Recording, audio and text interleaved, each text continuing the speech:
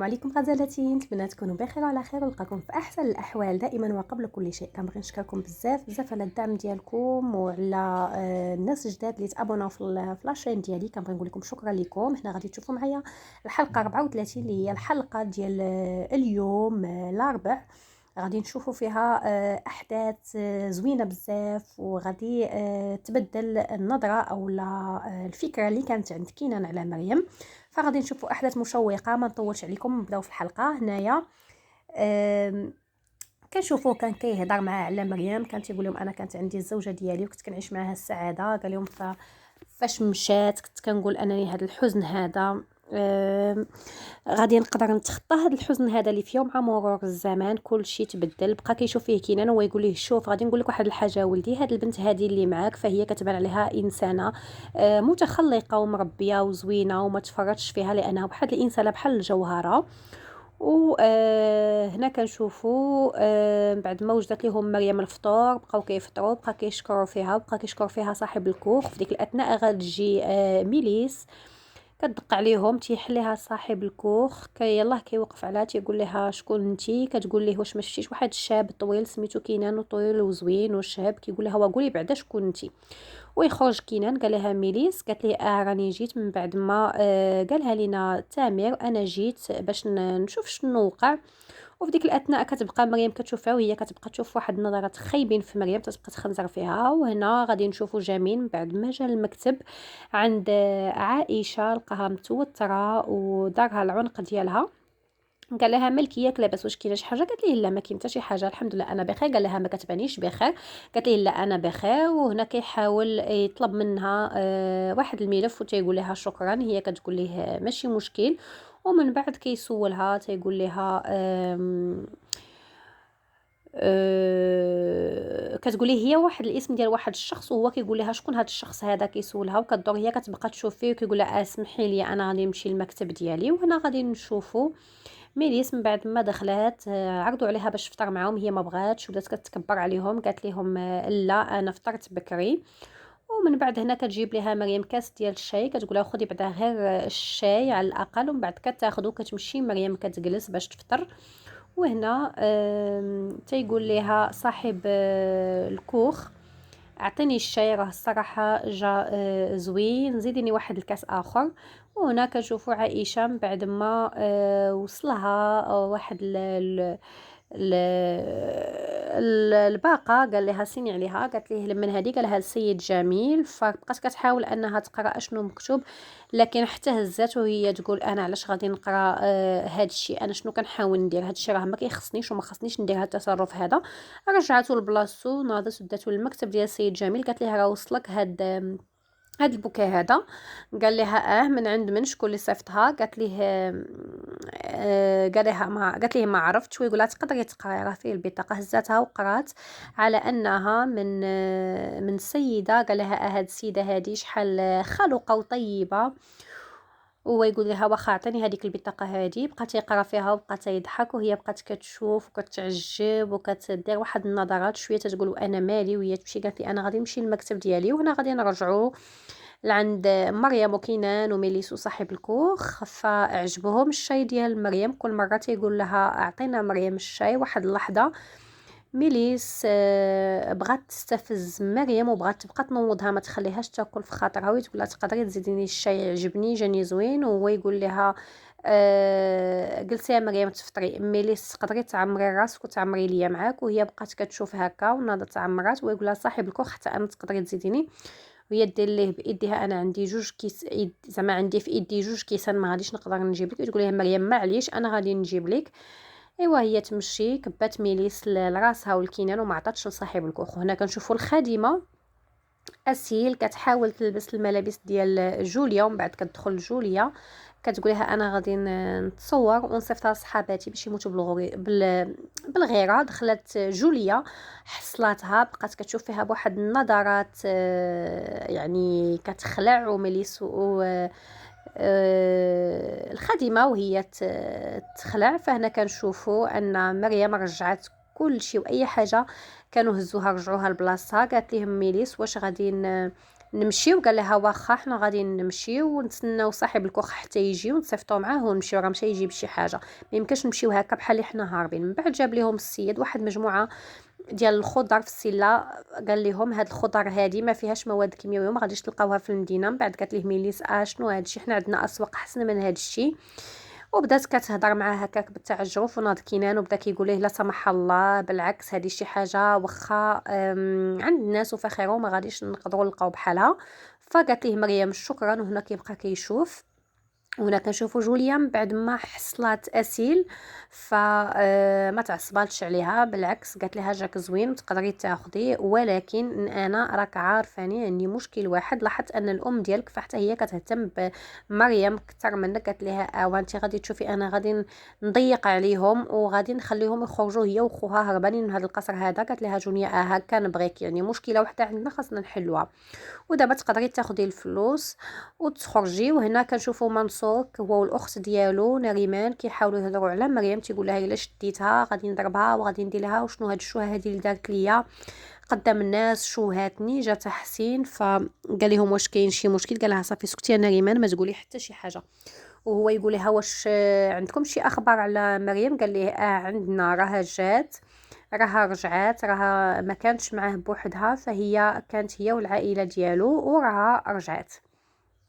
وتما تيقول لي ايوا صافي هذا خبر زوين. وفي هذه اللحظه هذه كنشوفوا من بعد ما غادي يمشي قال لي غير القلب ديال الاب ديالي، داكشي علاش انا توترت. فهنا من بعد ما كيدخل تحسين المكتب ديالو كيبقى متوتر وكيبدا كيخبط، وكنقولوا واخا حنا غادي نشوفوا شنو غادي ديري ونعرف كيفاش سافرتي معاهم وبعدتي معاهم. وهنا كنشوفوا ميليس ومريم وكينان بعد ما خرجوا من عند صاحب الكوخ فكانوا كيودعوه. قال ليه اسمع انا غادي نعطيك نصيحه، الا بغيتي تزوج بهذيك الفتاه لانها انسانه طيبه وقلبها زوين وما غاديش تلقى بحالها، وهذه فرصه ما تضيعهاش، ولكن ابتعد عن الفتاة الأخرى فهي تعبان ومن الأحسن تبتعد عليها. ويقول ليه أنا ديك الفتاة ما بيني وبينها والو، ولكن شكرا لك على النصيحة. وهنا كنشوفوا ميليس كتبدا تشوف واحد النظرات غريبة في مريم وكتحاول انها تقول لها شي حاجه، ومن بعد كتبقى ساكته.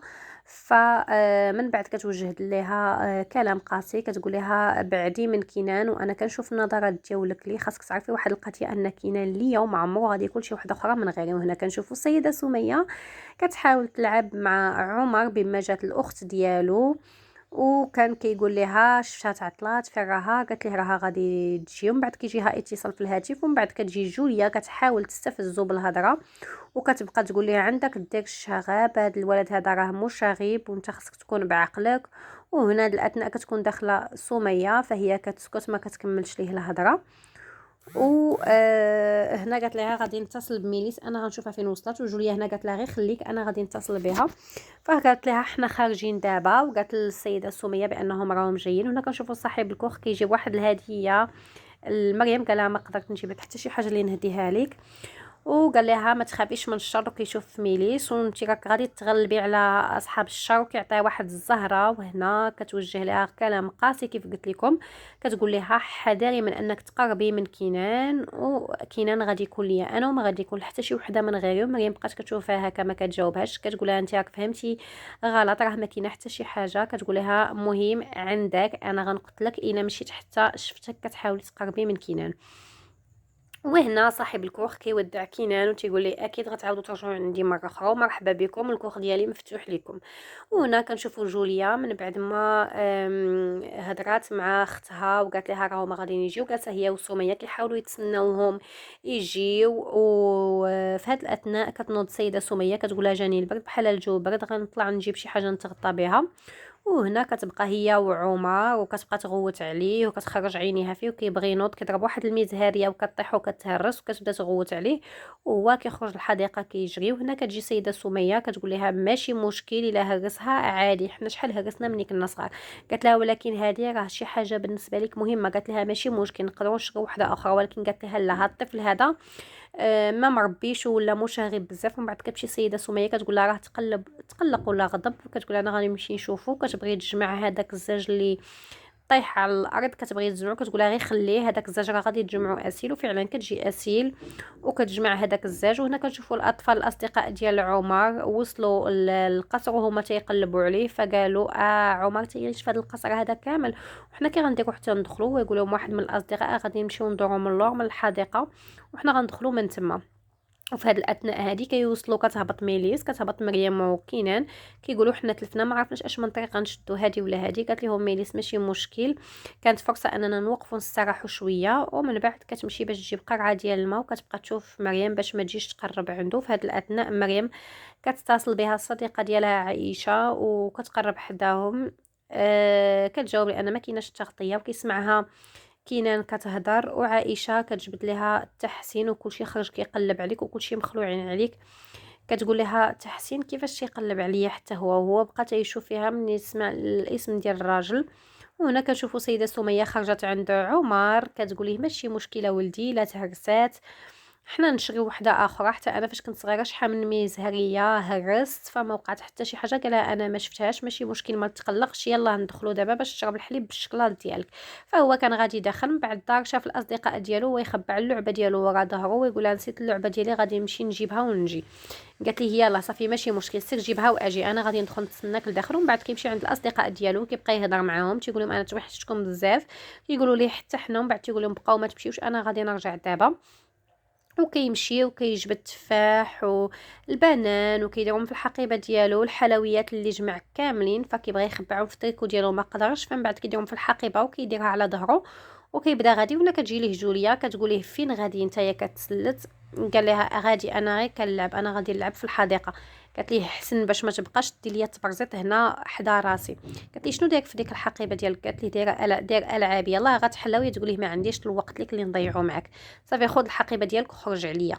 ومشى وقالت لي انا خصني نحاول نعرف اشنو كيدير ولا شنو كيدير، وخصني نعرف هذا الوليد هذا حتى هو عنده اسرار. تبعاتو وشافتو غادي عند اصدقاء ديالو وهما تخبعوا.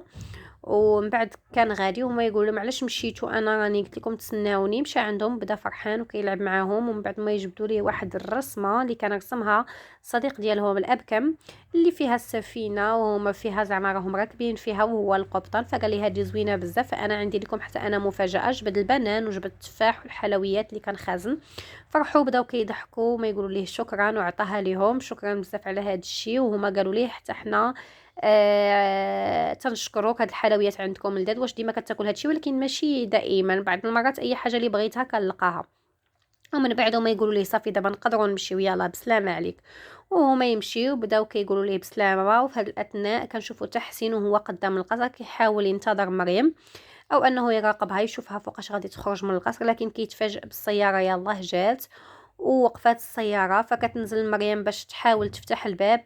من بعد كتدخل كيبقى تشوف كيبان لها تحسين بالسياره ديالو، كتقول مع راسها هذا شنو بغا. وهما كيدخلوا وهي تتبقى. فكيدخل كينان هو وميليس، كتهبط ميليس كتبقى تشوف فيها وكتقول هذه اشنو كدير مع هذا الراجل هذا هنايا. فمن بعد كينزل كينان حتى هو فكيشوفها حتى هو. وفي هذه الاثناء كتكون جوليا في الحديقه من بعد ما سالى عمر مع الاصدقاء ديالو، فهي كتشوفو كتبقى تشوف فيه كتحاول انها تخلعه. فهو كيتخلع وكيبدا ما كيقدرش يتنفس.